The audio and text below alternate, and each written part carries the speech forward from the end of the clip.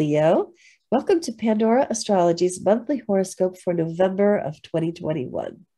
Well, this month in your horoscope, you're going to find a lot of activity in the fourth house of home and family.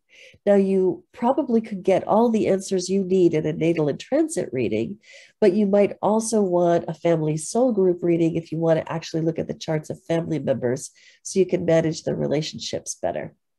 If you want either of those, you'll find a link for that in the YouTube description below. Well, Leo, this month we are having the completion of a transit that's been going on all year, but which you probably haven't heard much about because it's not very dramatic. It's one of those smooth, easygoing transits that we tend to just not even notice while they're happening, and so we can forget to take advantage of them. This particular one is Saturn-Chiron. And you'll find a video about it in our November 2021 news playlist too. So you can find out more about the background of this piece I'm about to tell you. So Saturn is, of course, the Lord of discipline. And wherever Saturn sits in your chart, you have to discipline yourself. And you may feel guilty and restricted until you take up that work. Chiron, meanwhile, is the wounded healer. And wherever Chiron goes in your chart, there is some mending to be done. There is some bringing together of old things that have been broken apart and sealing it over and healing it and making it whole. So Chiron's doing the work of mending in the ninth house, which is the house of your philosophy of life, your big picture view of things, which might draw from your religion of childhood, or might be something that you've invented or cobbled together as an adult. Either way, Chiron is helping you to become more whole in your worldview, your faith, and how you live that out. Now, meanwhile, and Chiron's involved in that process actually for about 7 years, and it's in the middle of that process now. Saturn, meanwhile, goes through the process of disciplining you in the area that it's in, and it's in the seventh house, which is the domain of partnership. And it can be disciplining you in any kind of partnership you might be a part of, such as a marriage, but also business relationships.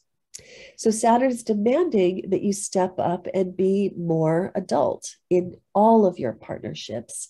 And these two are helping and supporting each other. And the great news about that is the more you act mature in your partnerships, the better it helps you to heal your worldview and your philosophy and your lived faith. And the better you heal your lived faith, the better it impacts the good work that you're doing in your relationships. So this is the final month of that going on, those two together. And you can find more about it in the November 2021 playlist on our YouTube channel. So Julia, I think you've got some good stuff for us about Mercury and Mars and Venus. Sure. Well, hi, Leo. I'll begin with Mercury. Wherever we have Mercury is where we expend all of our mental energy that month. It's the planet also that represents communication. And Mercury did a whole retrograde cycle last month. So all of the miscommunications and technical snafus are now officially over, which is great. And Mercury starts this month in your third house. And this house represents your siblings. It represents learning and writing, as well as your neighborhood. So for the first 5 days of the month, you might be learning new things, especially with Mercury, a planet that loves to learn in the house of learning. This could be a great 5 days of just kind of picking up new information. You also might notice increased communication with your siblings, or maybe more little trips around your neighborhood. Then on November 5th, Mercury enters your fourth house of family and home. So for the rest of the month, Mercury in the fourth house, the fourth house is kind of a private house. And it can also represent the past too. So for the rest of the month, your mind might be very focused on past matters, things that may have happened during your childhood or early life. You also might notice that there's more communication with your family members, or people that you live with as well. And you could be spending a lot of time thinking about your housing situation, how to make it more satisfying, what you want your next apartment or house to look like. And Mars, the planet of action and activity, is also in the fourth house all month. So with Mars in the fourth, you could be expending a lot of energy on the home front. This is a great transit for doing sort of like home improvement projects. But Mars in the fourth does have the potential of running into conflicts with the people you live with as well, and also your parents too. So just be aware of that. Then Venus, the planet of love and pleasure, starts the month in her favorite house, which is the fifth house of dating, also games and creativity. So the first 5 months of the 5 days of the month would be a great time for all the single Leos to get out there and meet somebody new. Also a wonderful time for the attached Leos to have a kind of fun period in their relationships. Then on the 5th, when Venus moves into your 6th house of work and health, the Venus energy is going to be moving away from fun and games and more focused on your work, what you spend your day kind of doing for a living. Venus in the 6th is a wonderful transit for getting along well with your coworkers, your bosses, anybody that you come in contact to in work. It can be a time where people can get work crushes too. So make sure that that's okay at your workplace first. And Venus in the 6th can also be a lovely time for your health, putting forth some better health habits, doing some supportive things for your health as well, Leo. Yeah, it's true. Well, Leo, I've got a couple of moons to report. The first one is a new moon in Scorpio, which is happening right here in your 4th house, and which is where the moon loves to be, actually. It really brings out its domestic side. However, the caution is this moon is in Scorpio. And when the moon is really emotional and intuitive, and placed in Scorpio, it's almost too much of a good thing because Scorpio is a water sign. The moon is a water planet. You'd think they would go well together, but it's really kind of a bit much because moon in Scorpio can veer off into paranoia. And this new moon happening in your 4th house could bring up some feelings of paranoia in your home or relative to family members. You might feel like you want your home to be a fortress this month because of this moon. But there's actually a helpful influence going on here in the form of Uranus opposite this moon, which can give some perspective. We're calling this moon stabilized paranoia through disruption. And the stabilization comes from the Taurus placement of Uranus. There's nothing like nice, fixed, earthy Taurus for stabilizing and smoothing the ruffled feathers of a moon in Scorpio. So that's Taurus's job. Uranus, meanwhile, likes to sort of break thought forms, break ideas, break concepts, and introduce new ones. So that's the disruption part. So it may be that if you're, on a sort of paranoid tear in your home life, there may be somebody who pops up on your view screen and offers a point of view that is so different that it just sort of breaks you out of those mental loops. And that could be a really good thing. Then we have the full moon and lunar eclipse coming on the 19th. But I'm going to show you the 18th because that's the best view of this. So the moon in Taurus in your 10th house, opposite the sun in Scorpio in your 4th house. So this is a full moon, which is also a lunar eclipse. And a lunar eclipse tends to be, it really stirs the pot emotionally. A lot of emotions come up. We are forced to look at our shadow. It's the emotions that trigger that process of looking at our shadow.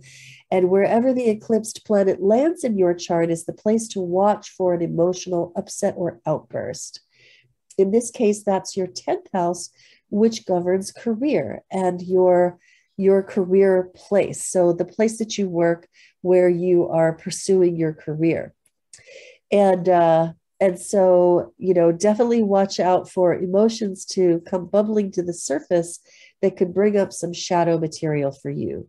Now, this is likely to be a subjective experience rather than an objective experience, but that doesn't make it feel any less real. This eclipse we're calling It Doesn't Matter If You're Right. And the reason is that eclipses are built on the nodes, the nodal axis, the north node and south node. And the nodes have been traveling along through Sagittarius and Gemini for about 18 months. And as they're doing that, they are pressing us to let go The South Node in Sag is pressing us to let go of cherished beliefs that we may be very attached to, but which are not serving us anymore or are interfering in our life in some way that we may be unaware of. The North Node in Gemini says, it's time to embrace logic. It's time to embrace the rational. And this has been going on for 18 months, but it stands out the most in the biggest way during eclipses. So this eclipse may bring on some arguments between you and other people in your life. And those arguments might involve some really entrenched opinions, and they might be hard fought arguments. And so you can bring all the logic you can muster, and it may not have any effect. And at some point, you may just have to sit back and accept that you're not going to change the other person's mind. They may be trying equally hard to change your mind, and that may not happen. You may just have to draw the line in the sand, and that's going to have to be okay. And if this happens at work, that you really need to watch out, because it could alienate you from people that you work with, and that's not a good thing. We want harmony in the workplace. So that's where to watch out for it. The last thing I want to tell you about is a seasonal change. And that happens when the sun leaves the sign of Scorpio and travels onward into your fifth house, which is the sign of Sagittarius. And this is a season of light after darkness. This is a season of the warmth of the tribal fire as people gather in after the final harvests are done and celebrate that we are all now snug and safe for the winter. So bring that warmth into your fifth house, which is the house of creativity, fun, play, adventure, entertainment. So plan to have some fun in this season. Plan to express yourself, plan to engage in creative projects, and show your real self to the world during the season of Sagittarius. Well, Leo, hope you enjoyed that. You can always find horoscopes like this one on our website, pandoraastrology.com, in the horoscopes tab. You can find news about the things that I mentioned, Saturn, sextile, Chiron, and the moons with the eclipse. You can find that on our YouTube channel, Pandora Astrology, in the November 2021 news playlist, and also on our forecast page on our website. And visit our website if you want a reading or to take a class. And until next time, we'll see you around the cosmos. Bye-bye. Bye.